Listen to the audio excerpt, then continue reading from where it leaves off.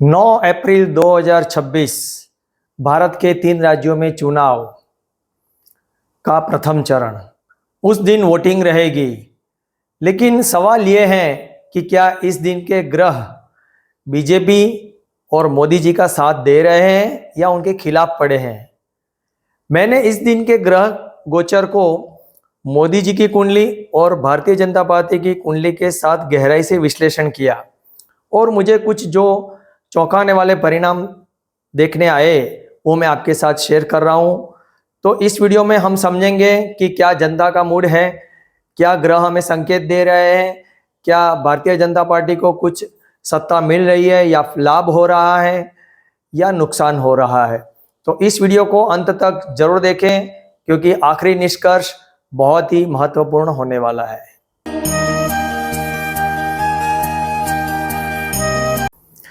नमस्कार दोस्तों, विप्र एस्ट्रोलॉजी में आप सबका स्वागत है। सबसे पहले मैं आपको बता दूं कि मेरा कोई भी राजकीय पक्ष या राजकीय पार्टी से कोई लेना देना नहीं है। मैं ये केवल ज्योतिषीय गणना और ग्रहों की चाल को ध्यान में रखते हुए एक विश्लेषण करता हूं, और मैं बीजेपी की कुंडली के साथ ही ज़्यादातर इसलिए करता हूं क्योंकि वो विश्व की सबसे बड़ी पार्टी है। भारत में भी पिछले 12-13 साल से वो राज कर रही है और भारत के काफ़ी राज्यों में भी उसका बहुत सारा उसकी सत्ता है, सत्ता पर राज कर सत्ता में बनी हुई है।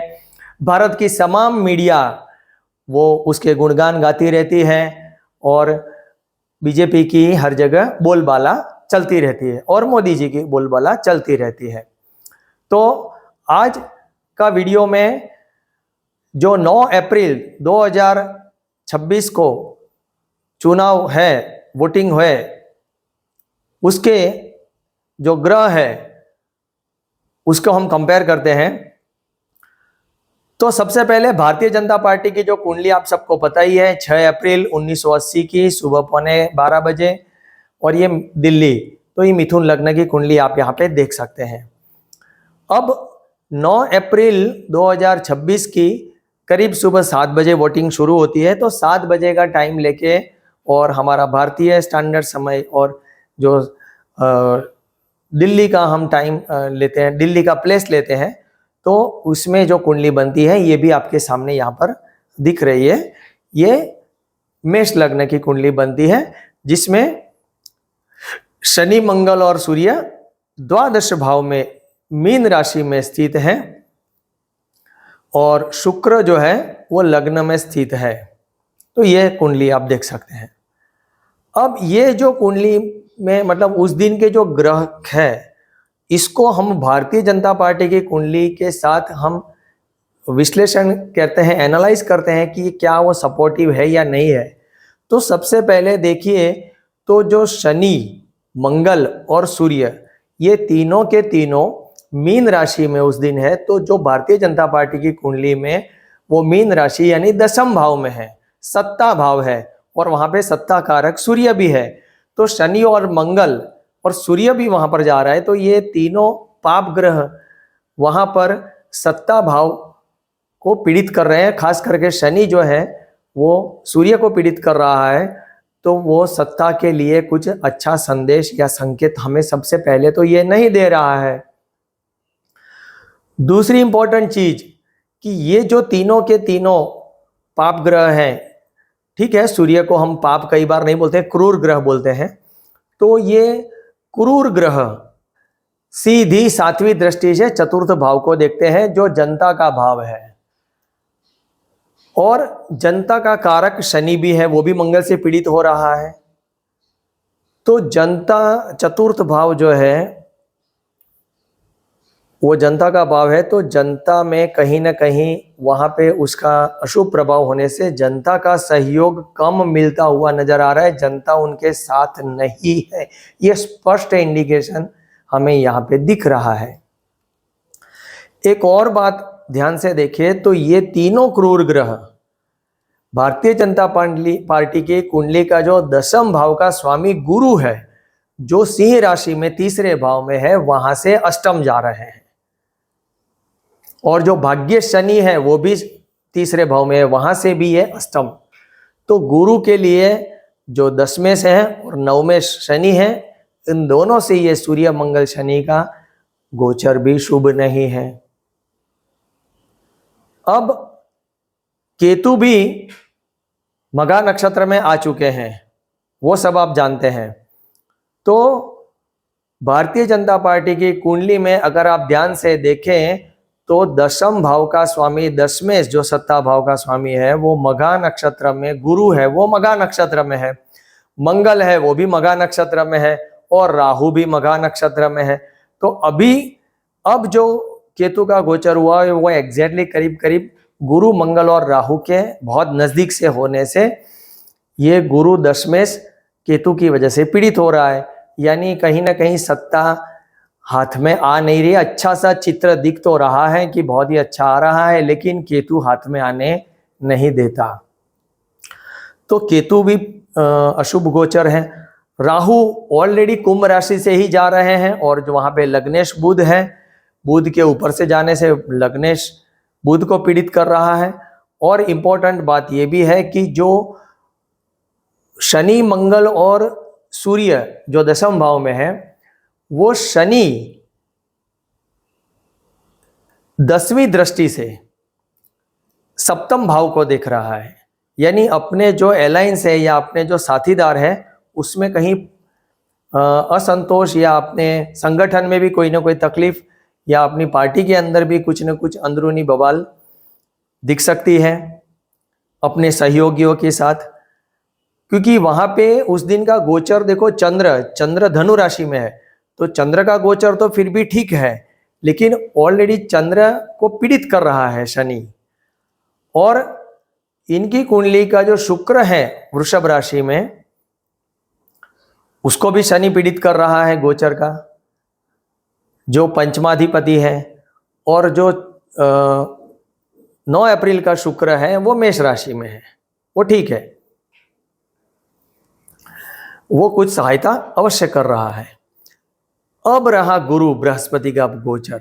गुरु बृहस्पति का गोचर मिथुन राशि से हो रहा है उस दिन, तो वो बीजेपी की कुंडली में प्रथम भाव में लग्न से जा रहा है, वो बुध पर शुभ प्रभाव कर रहा है और पंचम भाव पर भी उसकी दृष्टि है, सप्तम भाव पर भी दृष्टि है। तो गुरु कहीं ना कहीं कुछ शुभत्व या ठीक करने की कोशिश कर रहा है, किंतु वहीं पर मंगल की चतुर्थ दृष्टि वापस गुरु को कंट्रोल कर रही है या लग्न पर पड़ रही है।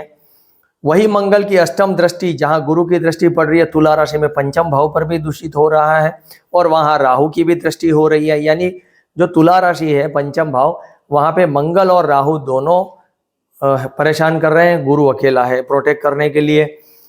और सप्तम भाव है, वहां पर गुरु की दृष्टि है लेकिन शनि की भी है, तो शनि वहां पर भी डिस्टर्बेंस कर रहा है। और जहां गुरु नवम भाव पे दृष्टि कर रहा है वहां ऑलरेडी राहु महाराज बैठे हुए हैं। तो गुरु मिथुन राशि में होने के बावजूद भी जहां जहां उसका प्रभाव है, शुभ प्रभाव वो करना चाहता है, वो कर नहीं पा रहा है, क्योंकि वहां पे पाप या क्रूर ग्रहों की दृष्टि प्रभाव वहां पर भी है, मंगल शनि और राहु या उपस्थिति है।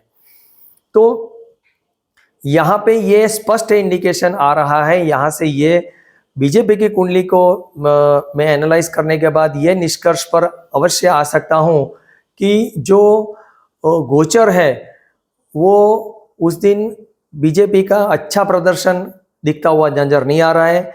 जनता के समर्थन की मिलने की कोई उम्मीद नहीं है, जनता का साथ बहुत ही कमजोर मिलता हुआ नजर आ रहा है। अब आगे हम इसी गोचर को हम मोदी जी की कुंडली के साथ थोड़ा सा विश्लेषण कर लेते हैं। वीडियो अंत तक पूरा देखिए और चैनल सब्सक्राइब नहीं किया है तो कर दीजिएगा।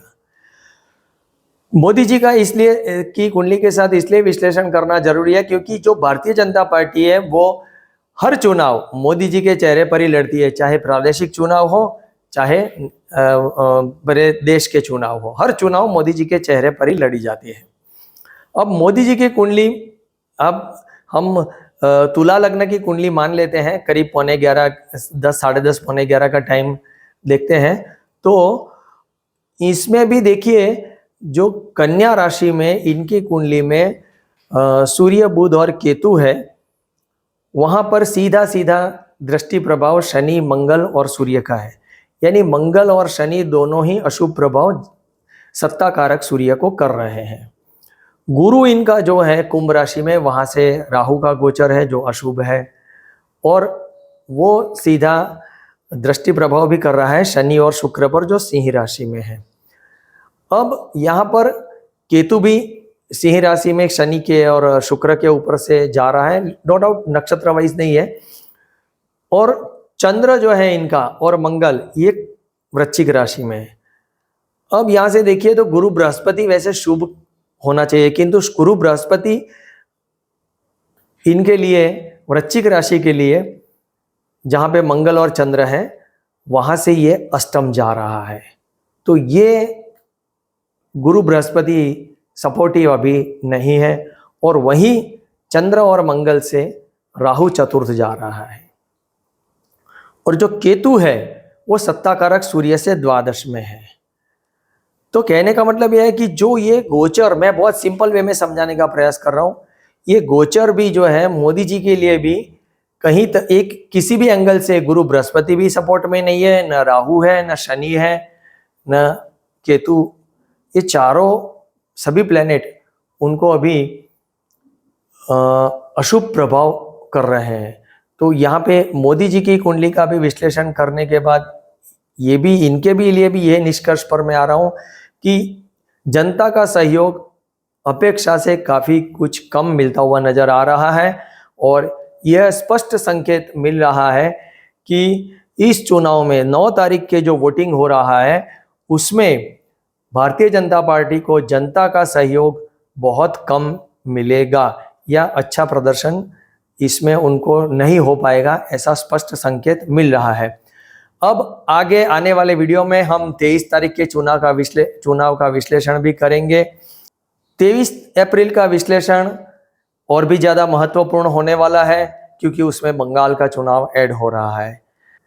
तो आशा रखता हूं आप सबको यह विश्लेषण पसंद आया होगा। आप सब लोग मेरे साथ जुड़े रहे, चैनल सब्सक्राइब कर दीजिए। बहुत बहुत धन्यवाद, नमस्कार।